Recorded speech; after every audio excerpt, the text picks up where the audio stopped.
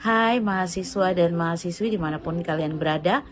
Alhamdulillah kita berjumpa lagi di pertemuan kali ini dengan saya Ibu Dr. Sriwiyati Maharani yang merupakan salah satu dosen di program pembelajaran daring kolaboratif kerjasama program studi manajemen Fakultas Ekonomi dan Bisnis Universitas Sulawesi Tenggara dengan jurusan manajemen Fakultas Ekonomi Universitas Halu Oleo. Untuk pembahasan materi kita pada hari ini di mata kuliah Manajemen Sumber Daya Manusia dengan topik penilaian kinerja berbasis teknologi. Pembahasan kita kali ini yang pertama adalah berkaitan dengan kinerja. Apa itu sebenarnya yang dimaksud dengan kinerja? Nah, berdasarkan pada teori yang dikemukakan oleh salah satu ahli yaitu Griffin di tahun 1987 mengemukakan bahwa kinerja merupakan salah satu kumpulan dari total kerja yang ada pada diri pekerja itu sendiri.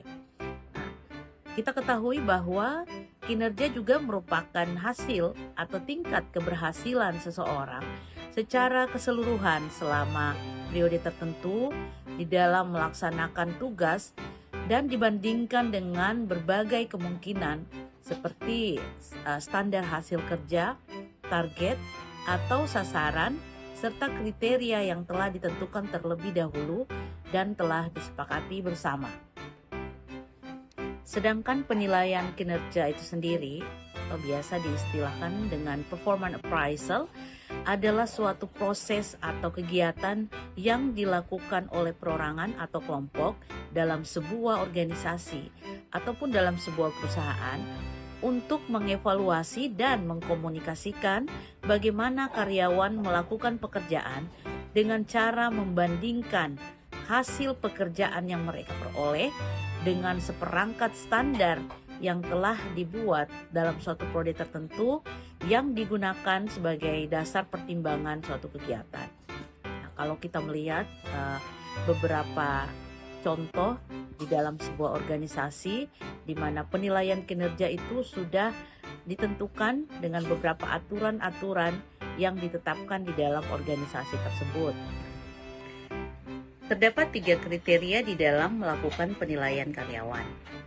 Kriteria yang pertama itu adalah kita bisa menilai dari pelaksanaan tugas karyawan. Nah, di dalam menilai ini kita bisa melihat dari sisi kualitas pekerjaan karyawan itu sendiri, kemudian dari sisi kuantitas pelaksanaan pekerjaan karyawan, dan yang terakhir adalah kita bisa menilai dari sisi waktu penyelesaian tugas-tugas karyawan. Nah, kemudian kriteria selanjutnya adalah penilaian kinerja berdasarkan perilaku karyawan. Dan yang terakhir, penilaian kinerja berdasarkan ciri-ciri dari karyawan itu sendiri.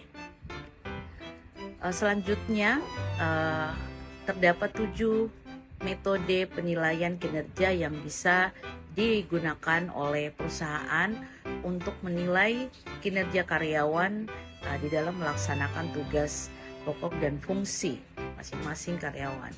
Yang pertama, metode penilaian kinerja ini adalah rational assessment.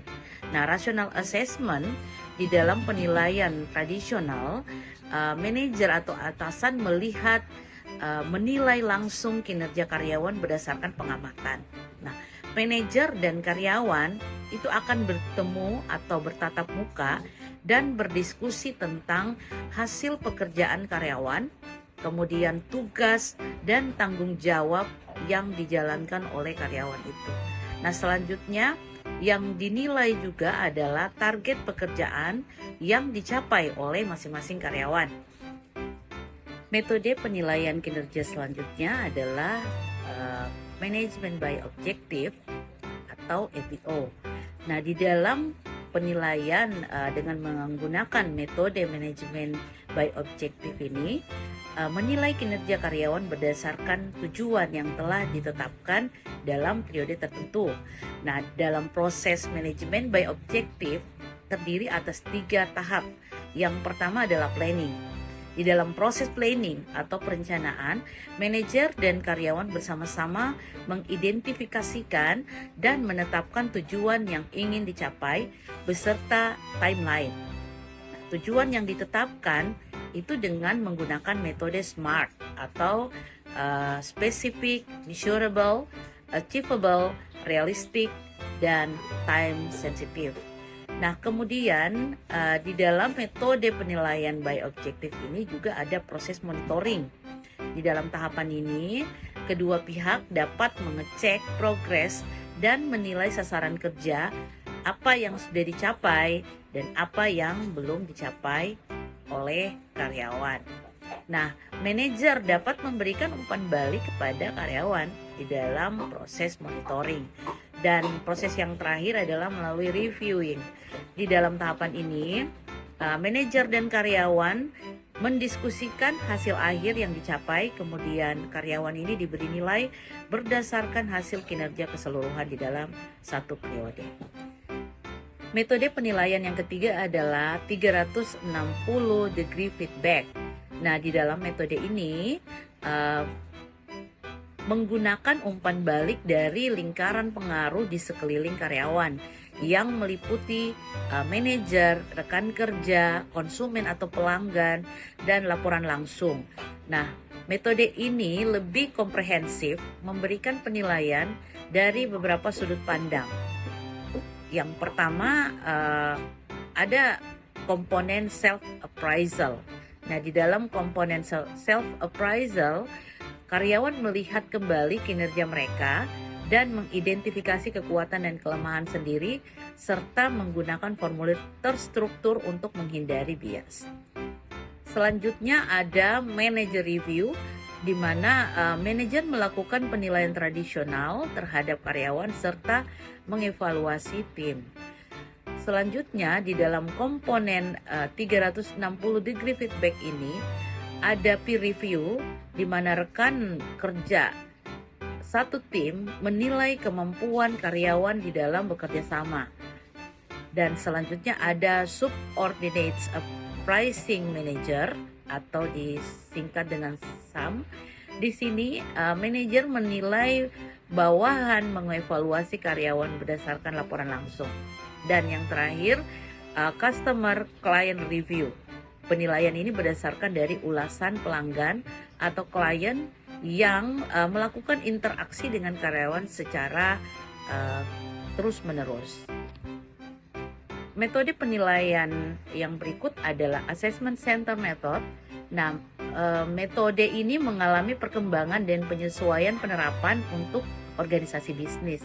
Di dalam assessment center ini menggambarkan bagaimana orang lain mengamati dan menilai karyawan dan pengaruhnya bagi kinerja karyawan. Penilaian yang dilakukan di dalam metode ini ada partisipasi di dalam simulasi sosial, kemudian diskusi informal, latihan pencarian fakta, dan pengambilan keputusan, serta bagaimana memainkan peran di dalam melaksanakan tugas dan tanggung jawab yang telah dibebankan oleh masing-masing karyawan. Nah, kelebihan di dalam metode assessment center method ini, selain menilai kinerja individu, juga kita dapat menilai dan juga dapat memperkirakan kinerja di masa yang akan datang. Namun, metode ini juga memiliki kekurangan, yaitu memakan waktu dan biaya yang sangat sulit diprediksi. Metode penilaian kinerja selanjutnya adalah Behaviorally Anchored Rating Scale. Metode penilaian kinerja ini dapat mengukur pekerjaan secara kualitatif dan kuantitatif. Nah, di dalam metode penilaian kinerja ini membandingkan kinerja karyawan dengan contoh perilaku spesifik yang diberi rating dengan angka. Metode penilaian kinerja selanjutnya adalah Psychological Appraisal atau penilaian psikologi. Nah, penilaian psikologi ini lebih banyak digunakan untuk mengidentifikasi potensi tersembunyi di dalam diri karyawan. Metode ini digunakan untuk menganalisis 7 komponen utama kinerja, yaitu yang pertama adalah keterampilan interpersonal, yang kedua adalah kemampuan kognitif, yang ketiga adalah kemampuan intelektual, kemudian kepemimpinan, selanjutnya adalah karakter kepribadian, kecerdasan emosional, dan keterampilan terkait. Metode penilaian kinerja yang terakhir adalah Human Resource Accounting Method. Nah, metode ini menilai kinerja karyawan melalui manfaat moneter yang dihasilkan untuk organisasi. Penilaian dilakukan dengan cara membandingkan biaya mempertahankan karyawan dan kontribusi karyawan yang diperoleh perusahaan.